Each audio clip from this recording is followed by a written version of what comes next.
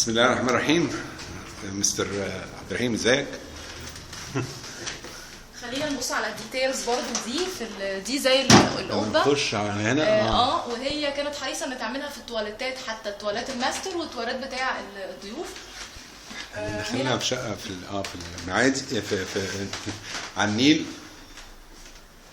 الشقه بتتعرض تعقيق حر، مكتوب عليه فيها مكتوب عليه اسامي الحسن والحسين وقال بيت الله يعني. التحف اللي فيها اصلا ممكن تكون اغلى من ثمن الشقه نفسه. ده تواليت الضيوف بتاع الضيوف. أيوة. اتفضل. وهنا هندخل بقى على بدايه زي الريسبشن ده اللي هو جزء من الريسبشن، استقبال الناس، ومنه بندخل على الكوريدور او ان احنا بندخل على الجناح الخارجي للشقه. هنا مكان الساوند سيستم ده، هنا في انترنال ساوند سيستم للشقه كلها، زي ما في انترنال تكييف ساوند. يعني انترنال تكييف كمان مركزي. هيبان الفتحات بتاعته جوه في الكوريدور. وحتى داخل على المطبخ، وموجود في المطبخ، وموجود في كل هنا علشان الحفلات لما بتتعمل. مكان تاني برضه تكييف مركزي وساوند سيستم. السماعات بتاعت الكمبيوتر موجوده جوه في الحيطه هنا، الحته اللي نازله دي، السماعات والمركز بتاع الكمبريسور بتاع التكييفات كلها. لو خرجنا على ده جزء طبعا من المكان اللي هو الناس. شايفين احنا فين؟ احنا على النيل مباشره،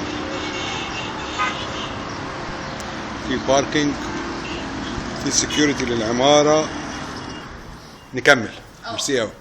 برافو منى بصراحه. دي بعض اللوح اللي انا طبعا لا افقه، بس هنا في لوح اوريجينال اللي بيعرف اكتر التواريخ بتاعتها شريف الثقافي ويعرف قيمتها. دي الصور يعني بعض الصور حبيت احتفظ بيها للفاميلي، اللي هي كانت بوران الله يرحمها، وهي ملهاش غير الولدين دول، وهو شريف المسؤول تماما، مفيش حد تاني خالص. يعني هو شريف ابنها وبهرام ابنها. بهرام وهي بوران. ايوه. دي هنبتدي هنا كده عشان تبقى مقفوله كلها بالباب، ريليتد للحيطه كلها. وهنا برضو جزء من التكييف المركزي. وهنا كل الحاجات اللي هي بتتبع اذا كان السفره ده المتبقي يعني. وهنا برضو متساب بقيه الحاجات. هنا بقيه الحاجات متسابه اتس اوكي. وكل ده طبعا فوق بقى في اماكن للازايز اللي هي والسفره نفسها عباره عن حته تحفه زي ما احنا شايفين. هنا في بقيه ازايز برضه حتى متسابه زي يعني بقيتها. طيب خلاص اقفلي بقى. ستوري اتس مفيش ستوري. البلكونه الشقه كلها على النيل زي ما احنا شايفين، وبعدين البلكونه دي هتطلعنا على الماستر روم بقى الناحيه الثانيه. الناحيه الثانيه هندخلها من الناحيه الثانيه من ورا. حبيت برضو انوه على الجزء ده.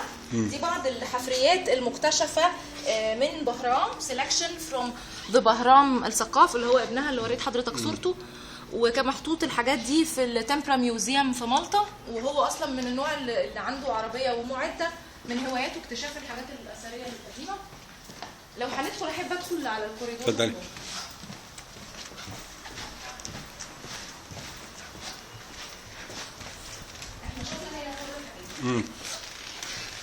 ده كان بواقي دكتور حاتم الزغبي، كان رئيس وزراء، كان وزير خارجيه الاردن، وده كان زوج مدام بوران. هي مصريه اوريجينالي سوريه، وحبت دي بلدها وحبت تستقر فيها. هندخل كده. ده المطبخ.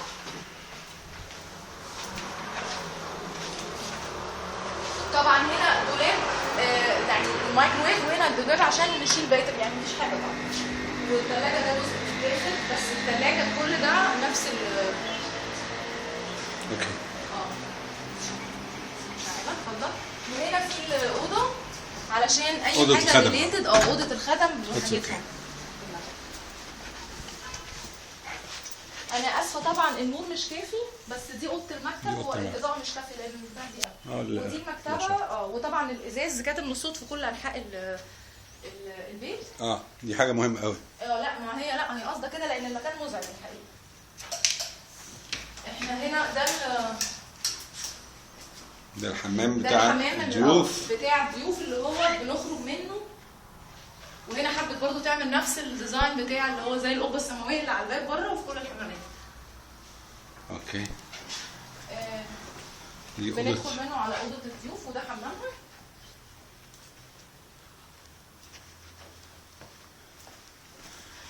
وبنخرج في الكوريدور الداخلي ما زلنا. دي برضو من مقبره اثريه اكتشفت ودي اثار يعني اثار وكانت هديه ليها مش عارفه ليه سايبينها. ده بندخل كده المدخل وعلى اليمين الدريسنج روم.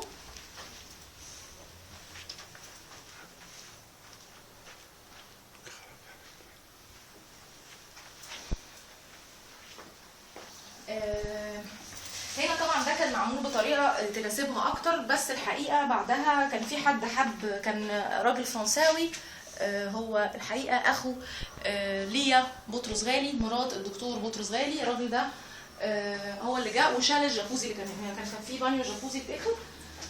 لو فتحنا كده هنلاقي الصوت الحقيقي، لو قفلنا كده كاتم الصوت حتى في الحمام. اعمليها كده تاني.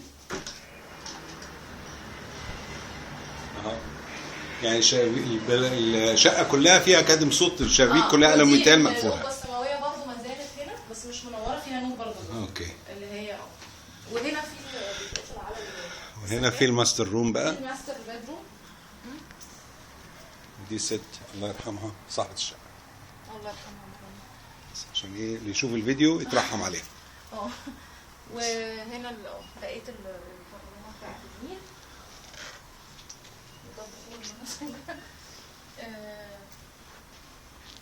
الشقة تحفة، اللي فيها تحفة، مكانها تحفة، كلها تحفة، واللي هياخدها محظوظ.